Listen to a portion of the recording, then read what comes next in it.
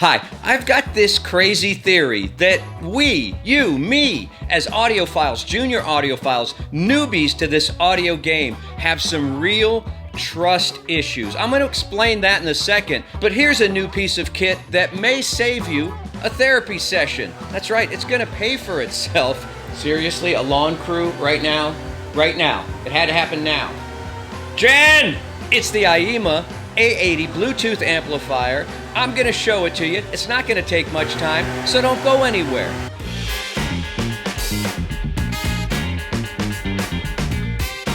Hi, I'm Bob, and you, my friends, are back in the United States of Analog. Thanks for being here.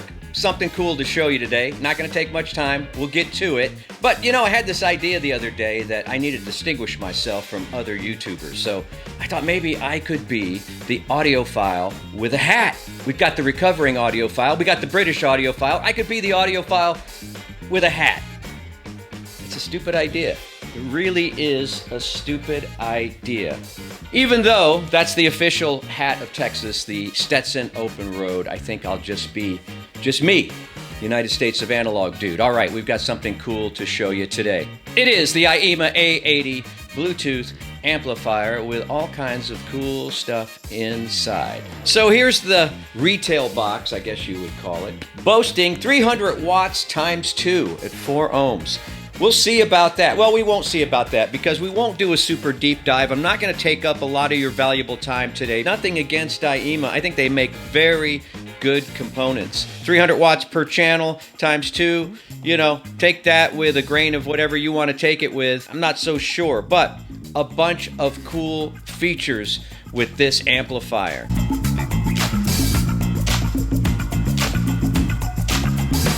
Once again, we're talking about the Texas Instruments 3255 chipset. And once again, we're talking about the Sabre 9030AQ2M DAC chip. Both of these things can be found in many Fun-Fi components. They're very good. I have no problem with it. Again, we're talking about equipment that's going to be used in a near-field situation, more than likely, or maybe a soundbar replacement system, more than likely. Bedroom, office, small living room, small room. You get it. But I think what sets the A80 apart from the rest of the equipment in its class is this beautiful, full-color, high-contrast display. I like displays. I always have. And that's what I was talking about in the introduction of this video. The fact that we are all broken.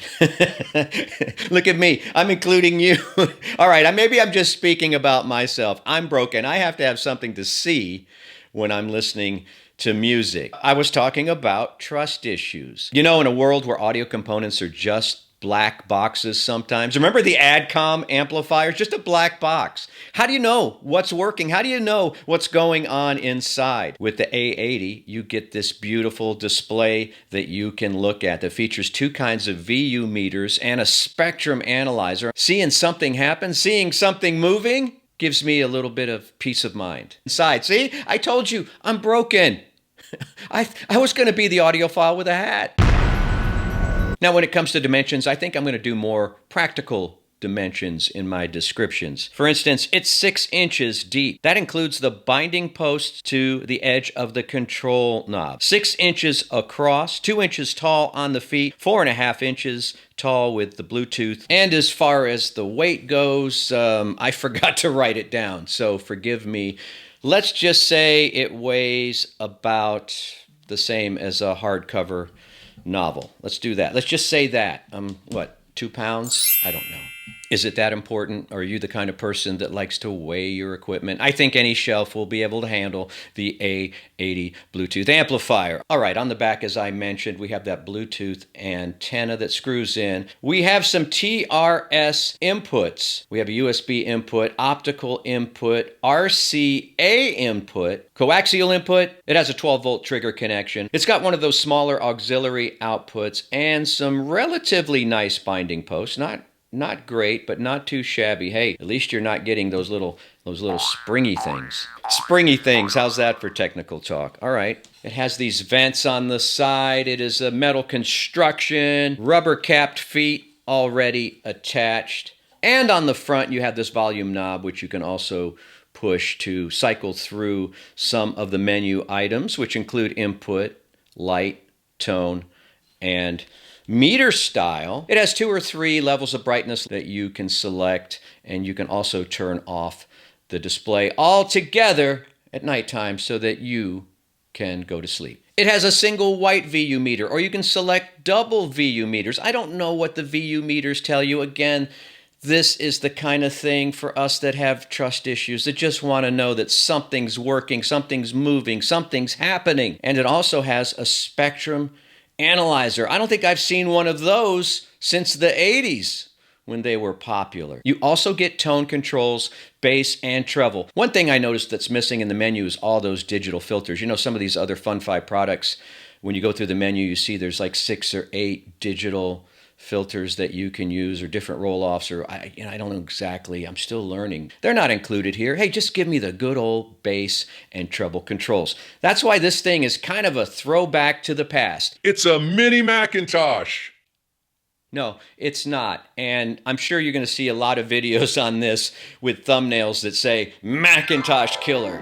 I'm not going to do that this time. I could get probably 40,000 more views by doing a thumbnail that says McIntosh Killer, but I'm not going to do that. I don't know what my thumbnail's going to look like yet. Unlike Mr. Beast, I do my thumbnail after. That's probably why I need a gimmick like a hat. No, this is not a McIntosh Killer, but you do get some vintage vibes with the A80 at $230. See, I got a McIntosh back there. That actually doesn't have VU meters, but it's got glowing tubes, and that's pretty cool too. No glowing tubes, VU meters, spectrum analyzer, tone controls. It also has this very simple remote control that you can cycle through all the menu items on, off. You can mute it. Just keep it away from your kids. Do you ever pick up a remote control and the batteries are gone because your kids put them in their Nintendo Switch or whatever? It drives me insane. Do they not know I'm the United States of analog, dude? I need batteries in my remote control. I'm a little grumpy today because I started the day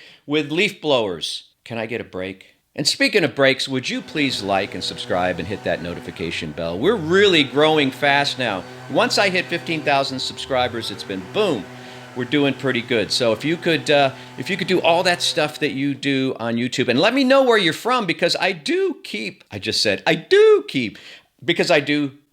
track of where you're from on a little Google World Map. What else did I want to tell you? Oh, it comes with a 48-volt supply. And if you're going to have a 48-volt brick, you might as well have one like this, a little smaller form factor. So let's just do this before we wrap up this short video. Let me just cycle through some of the menu stuff so you can see it, see what's included as you listen to some licensed music.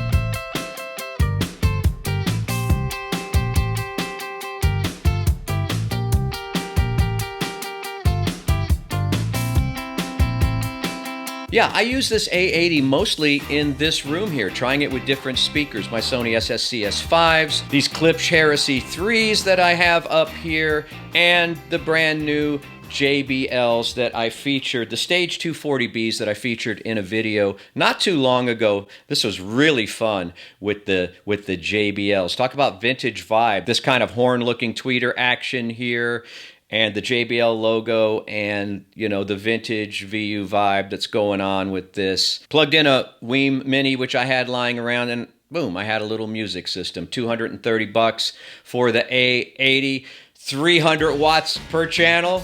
Yeah, baby.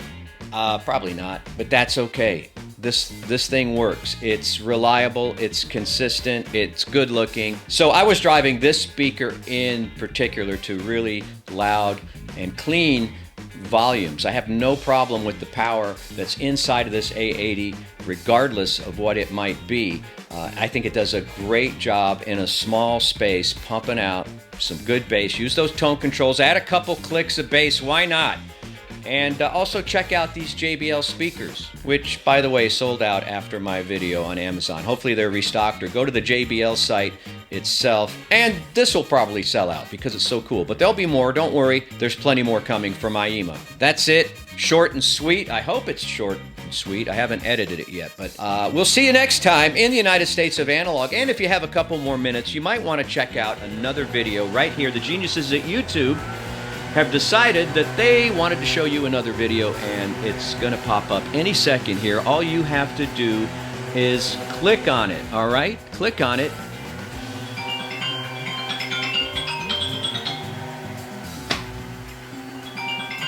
Everybody's trying to stop me from doing a video today.